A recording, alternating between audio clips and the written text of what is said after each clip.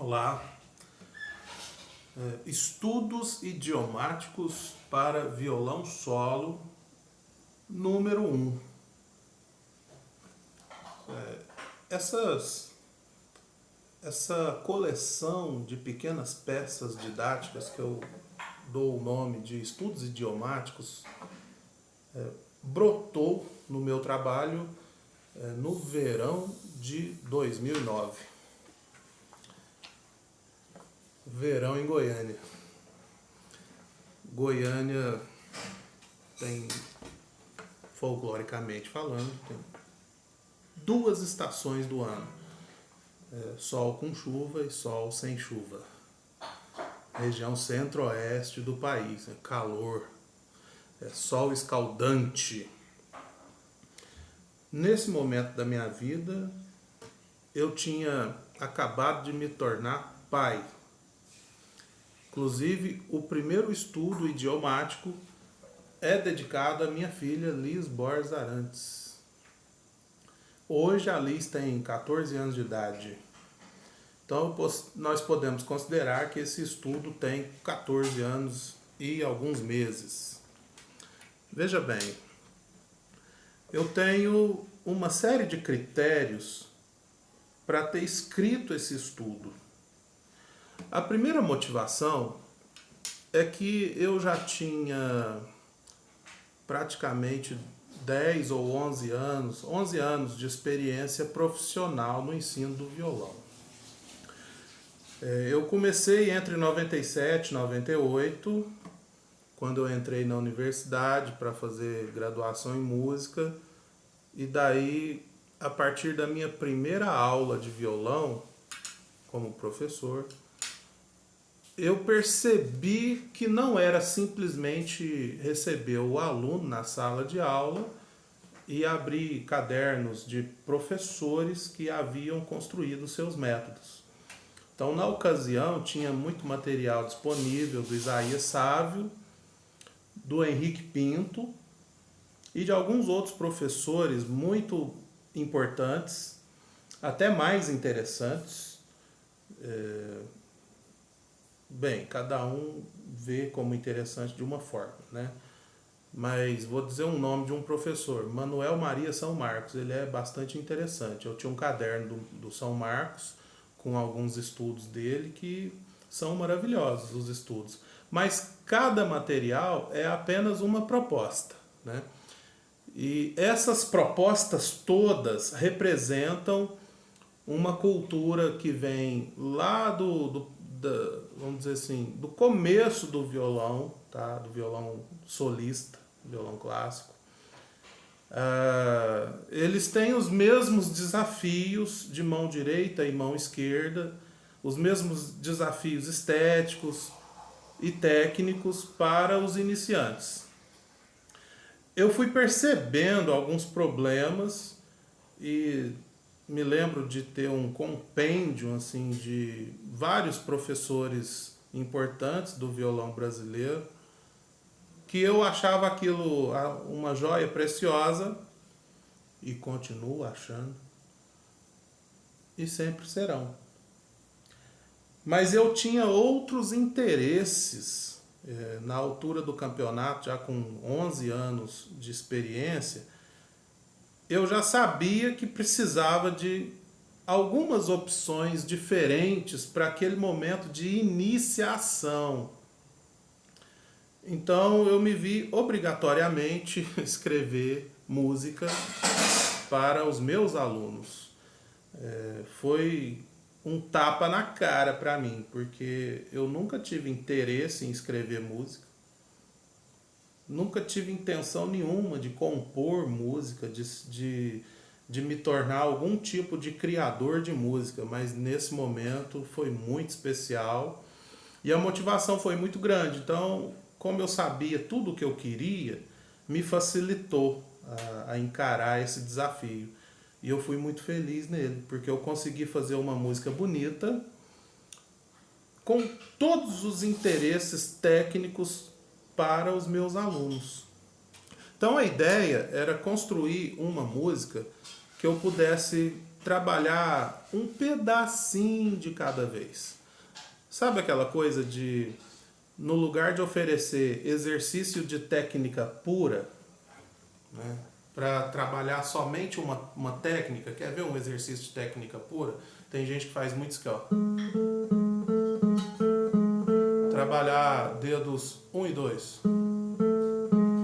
E de modo que o aluno ponha uma postura de mão esquerda, onde os dedos ficam alinhados. Isso é um exercício de técnica pura, porque você não tira assim, necessariamente um trecho de uma música, e você trabalha bastante e isso não se torna uma música, é apenas uma técnica. Né? Então, no meu caso aqui, eu pensei, por que não fazer uma frase musical que a pessoa goste, sinta prazer em fazer essa frase musical e que ao longo das aulas, dos encontros, a gente toque juntos e num determinado momento a gente tenha um prêmio, que é uma música, né? E uma música que tenha uma estética diferente da música clássica proposta pelos professores que eu mencionei, tanto os europeus como os brasileiros, né? E também foi um grande desafio. E o meu interesse estético estava totalmente ligado à iniciação de violão popular, que geralmente a gente ensina os acordes de Lá maior, Ré maior e Mi maior, que são acordes básicos, elementares, sem pestana. São acordes que exigem menos para o iniciante, né? E tem baixo solto, misão, lazão e rezão. E esses acordes combinam na harmonia de Lá maior. Primeiro grau, quarto grau, subdominante, Mi maior, dominante, quinto grau e Lá maior de novo, né? Então eu queria que tivesse uma música fazendo uma conexão harmônica entre o que o aluno já estava estudando lá na parte de violão popular e entrar com uma estética próxima, uma coisa parecida, harmonicamente, assim, para o violão clássico, né? E levando em consideração que a ideia naquele momento era fazer amarrar, né, uma linha comum entre as três escolas de violão de acompanhamento, violão solista e harmonia e improvisação. Porque no lugar de pegar uma escala grande,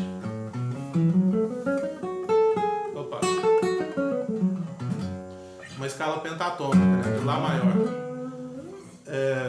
pega isso na primeira posição, por exemplo, e faz lá. As notas da escala tem cordas soltas e tem as notas presas, tudo com o dedo 2. E eu também trabalhei isso na outra posição, quinta posição.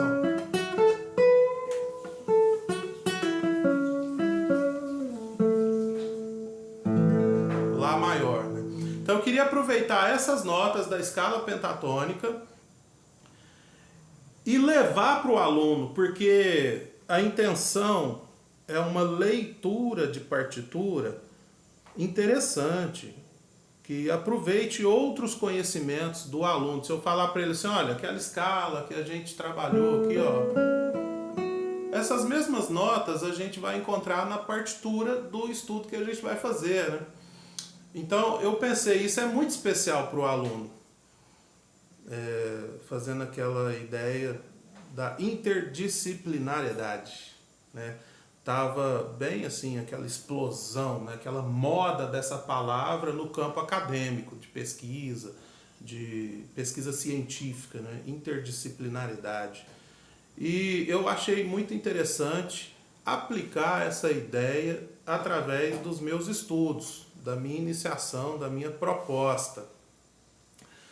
Então, como são 5 estudos, né? São 5 músicas, e foi uma primeira experiência de escrever música para estudos, né? Para aluno. Certamente eu acertei em algumas coisas e eu não digo que errei, mas tudo deixa lacuna, tá bem? Tudo.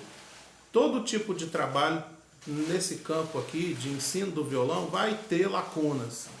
Então tem uma diferença técnica entre os estudos. E essa diferença, para algum tipo de aluno, aqueles que apresentam mais dificuldades, aqueles que têm necessidade de um estudo mais sistematizado, aí vem uma dificuldade que a pessoa simplesmente vai desistir do desafio. Então, foi daí que brotou a ideia de escrever as miniaturas, que são 40 miniaturas, muito pequenininhas, aproveitando as ideias de mão direita e mão esquerda. Então, as miniaturas tanto calafetam buracos, buraco é uma palavra feia, né? Espaços, vamos deixar assim, os espaços deixados pelos estudos idiomáticos, assim, fica mais bonitinho, né? E, bem, eu perdi aqui a ideia, mas tô lembrando que eu estava na mão esquerda e na mão direita. Tá, mão esquerda. Eu gostaria que vocês apreciassem a gravação que eu fiz do Estudos Idiomáticos número 1 e percebessem que eu uso o dedo 2 da mão esquerda e de vez em quando aparece o dedo 3, numa combinação de digitação especial e tal.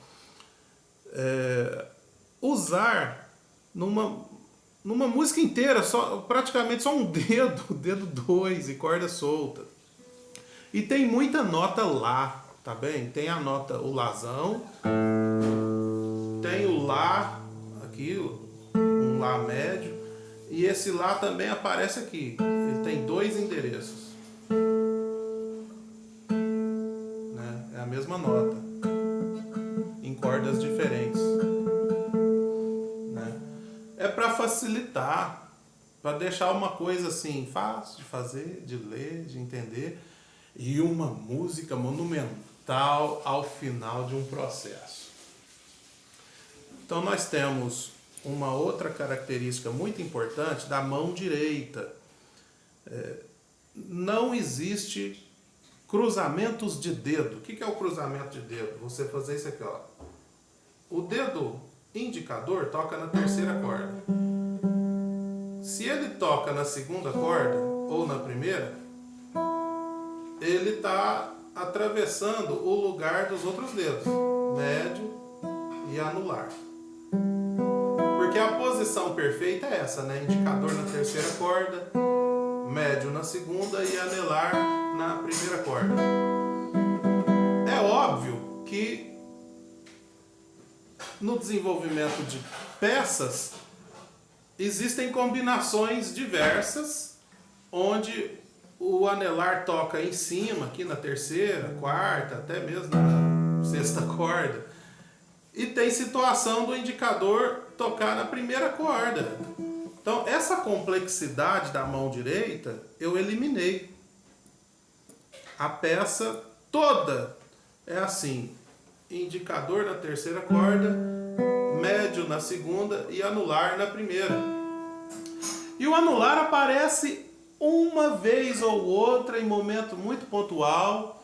Isso é uma coisa de se decorar. Tem que tocar sempre do mesmo jeitinho, porque dessa forma você constrói uma técnica e também garante a perfeição na sua performance.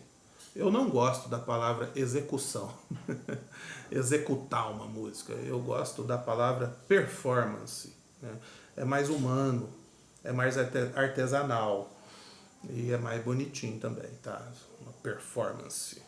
Então, para você ter uma performance perfeita ou que beira a perfeição, ou simplesmente uma situação que você se sinta no controle da situação, que você sabe o que vai acontecer do começo ao fim.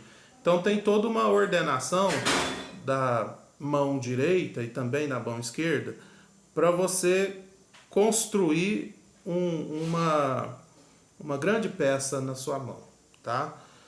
E outra ideia é que as frases são numeradas. Eu tenho a partitura aqui na mão, ó, vamos ver aqui, a primeira página. A primeira frase é a primeira linha inteira. Então tá aqui, ó, o número 1 é a primeira frase, a primeira ideia, é o primeiro estudo. A pessoa vai ler isso aqui, olha.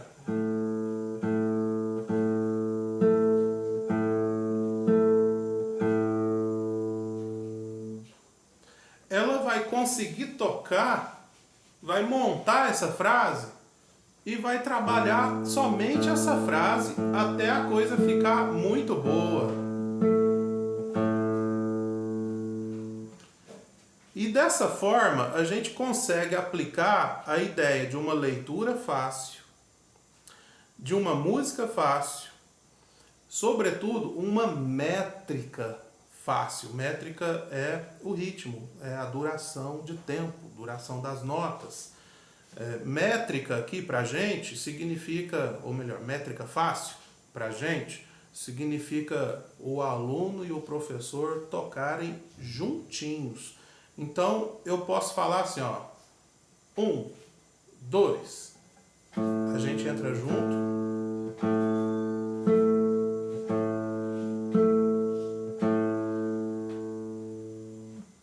Inclusive eu farei vídeos para a gente treinar cada frase desse estudo, até a gente montar junto essa grande peça. Então vamos lá, olha, primeira frase, 1, 2.